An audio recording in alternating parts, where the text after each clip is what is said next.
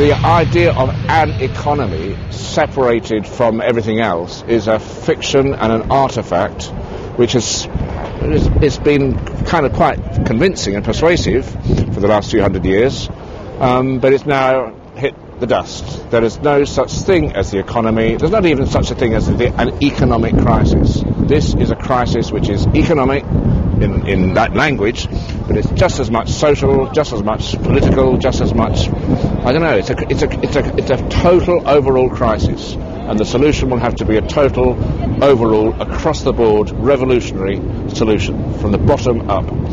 You can't have infinite growth out of finite resources. We've all seen what they've done with the money. They've just kept lending it to people who can't pay it back, and then lending that to each other, hoping that they can make money out of it, and they can't, and the whole system's collapsing, and it's led to people losing their jobs and people losing their homes, and that's only going to get worse. It's hallucinations which are shared. I mean, and of course money is that. So these finance regulators, finance ministers have been waving their magic wands, which in the past used to work, and nothing at all is happening. And as we hit rock bottom, we're realizing that the economics as such, as something independent of us human beings organising or not organising our lives, is actually what it all boils down to. And thank goodness that whole false science known as economics has hit the dust. We're not fooled. We're just going to state the bleeding obvious, really. You can't have infinite growth out of finite resources, because if you try, this is what you get. You get war.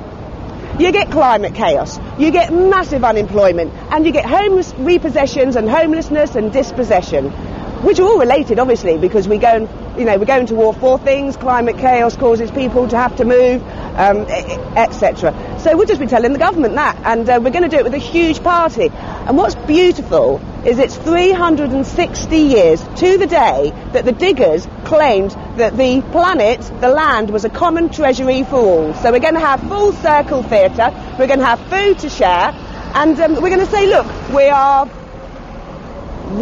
going to take back our power, you are going to listen to us, and we're going to build the world anew. On April the 1st, to take to the streets in a carnival creative way is to start the revolution.